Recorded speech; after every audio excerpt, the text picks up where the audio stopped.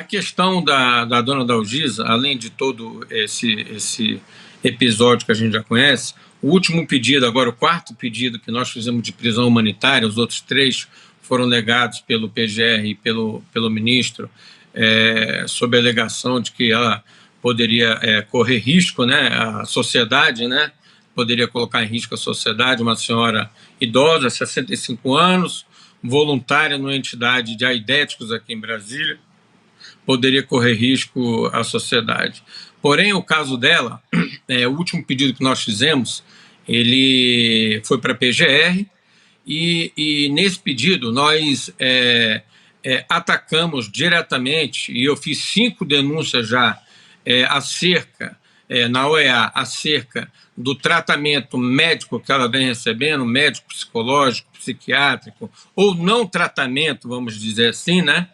Porque o presídio da Colmeia não reúne as condições de fazer o melhor atendimento a ela, e eu fazendo algumas investigações dentro do presídio, primeiro, eu constatei que no feriado da Páscoa, ela, 2 dias anteriores ao feriado da Páscoa, uma provocação nossa, o ministro Alexandre de Moraes solicitou que fosse feito um relatório por uma junta médica, né? E essa junta médica relatasse como que a dona Dalgisa estaria e se o presídio teria condições de mantê-la lá com todos esses problemas que ela tem, depressão, síndrome do pânico, pensamentos suicidas, tem uma arritmia cardíaca, e até hoje não fizeram o seu exame, já foi pedido desde agosto, que a defesa vem pedindo, vai fazer daqui a pouco, vai fazer 1 ano. E o Clezão morreu exatamente porque ele tinha problema de coração e não teve socorro médico. Então, Marina, sobre essa questão específica, no dia 16, salvo engano, 16 do mês passado, essa junta médica fez um relatório, aí eu digo relatório fake, um relatório fraudulento, afirmo e confirmo, porque ela foi atendida apenas por uma médica, e esse relatório ele foi assinado por uma psicóloga que já tem uma rixa com ela lá dentro, e por um enfermeiro.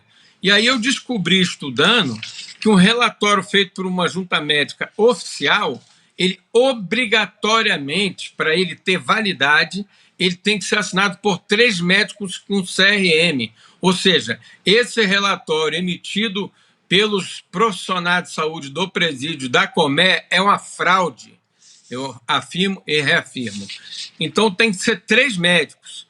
E aí, 2 dias depois, sábado de Aleluia, né? Domingo de Páscoa, sábado de Aleluia, ela vem, coincidentemente, graças a Deus não sofreu maiores prejuízos, mas sofreu uma queda dentro do presídio devido ao grande número de remédios que ela está sendo submetida lá, está constantemente dopada, tomou uma queda, por sorte, ela só machucou o ombro, o braço e o quadril, está dolorida, e nós que tivemos a família que teve que comprar os remédios, não tinha nenhum médico durante o feriado de Páscoa presente no presídio. Eu já achei isso um absurdo, que não tenha um médico de plantão e um enfermeiro de plantão, qualquer que seja um agente de saúde de plantão. Mas, para ainda agravar mais a situação, eu pessoalmente fui no presídio esse final de semana para dar um confere exatamente nisso que eu falei. Bom, eu vou tentar dar um flagrante pessoalmente. Se foi uma coincidência naquele final de semana que fizeram o relatório fake na quinta-feira, e final de semana que deveria ter médicos ali de plantão, ou algum enfermeiro, ou algum agente de saúde, não tinha para socorrer a dona Dalgisa, foi socorrida pelas próprias pessoas do presídio, as próprias presas. Eu descobri, estudando melhor a situação, fui lá no sábado agora, novamente, pessoalmente, e fiz uma denúncia grave, porque não tinha um profissional de saúde, mais uma vez, no presídio. E existe, na Lei de Execução Penal, número 7.210, de 1984, no artigo 1º, artigo 14, 14º. Assistência à saúde é obrigatório, compreende atendimento médico, farmacêutico, odontológico.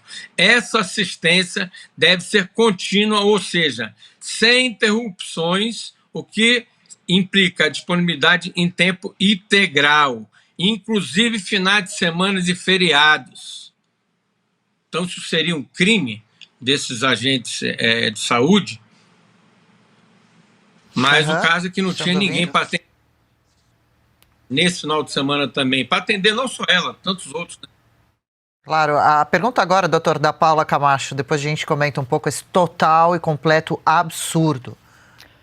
Doutor Luiz, bom dia. A minha pergunta é, o que exatamente estão alegando que ela fez para ter tudo isso contra ela, uma senhora dessa idade, que estão alegando que ela é perigosa? O que eles alegaram na condenação dela e como que foi a prisão dela, né? Se ela estava em casa, se ela estava no acampamento, o que aconteceu exatamente? Não, a dona Dalgisa, ela estava na Praça dos Três Poderes, ela desceu cedo, ela veio direto da entidade Fale, ela não ficava no acampamento, ela ficava na entidade Fale, que é uma entidade de assistência a idéticos aqui, ela era voluntária nessa entidade e ela não era frequentadora do acampamento. Ela estava naquele dia na entidade Fale, não anunciou para ninguém que iria para lá e desceu para a esplanada. Ela chegou até cedo na esplanada. Então, na hora que ela estava até voltando, que o pessoal começou a descer, começaram a andar aqueles helicópteros em cima lá, e os helicópteros estavam jogando balas de borracha e bombas de efeito moral, né? Tinham 2 ou 3 helicópteros ali, se eu não me engano. E com isso, ela tomou uma bala de borracha na perna.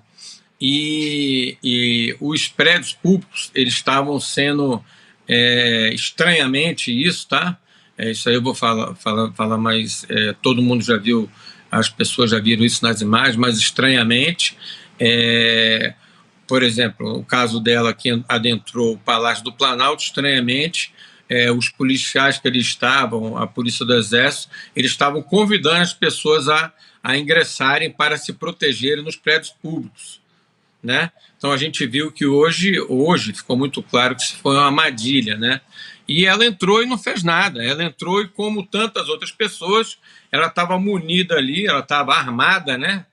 Pseudo-armada, com uma garrafa de água, uma bandeira do Brasil, né?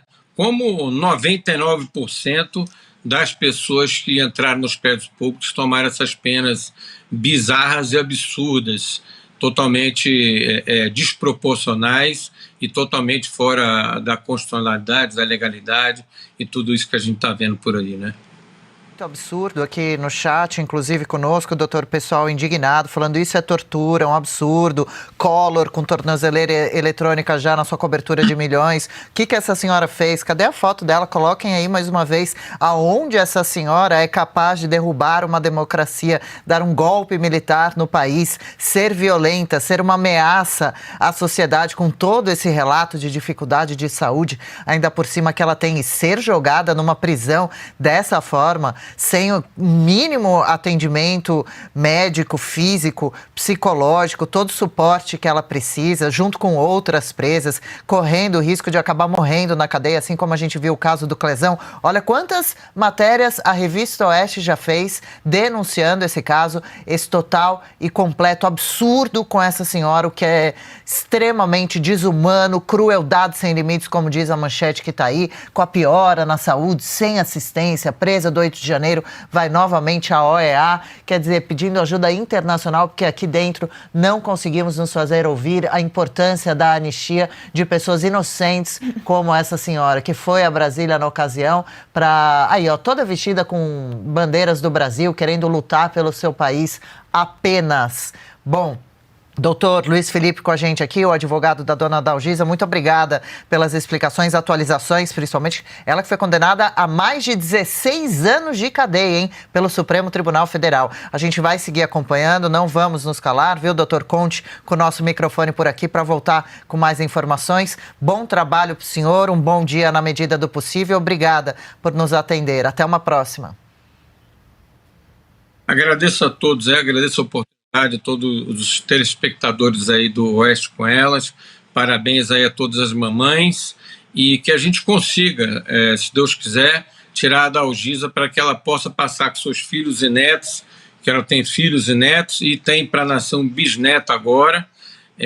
Nós pegamos também agora o caso, são 3 que estão presas na colmeia hoje, do 8 de janeiro, 2 são 2 patriotas, que é a Ana Flávia também, que tem filho menor de idade também. Nós estamos ingressando com um pedido de prisão domiciliar humanitária para ela também. Só para complementar aqui a questão da Dalgisa, o PGR pediu, através das nossas denúncias do falta de tratamento, dela estar sendo dopada e tudo, das nossas denúncias, o PGR solicitou que o departamento médico, o sistema médico da colmeia, diga o contrário, que ele prove que realmente ela está sendo bem tratada, que ela está sendo, digamos assim, o sistema médico tem condições de cuidar dela. Agora eu quero ver como é que eles vão comprovar isso se eles não atendem ela desde outubro, novembro do ano passado, só vieram atender agora.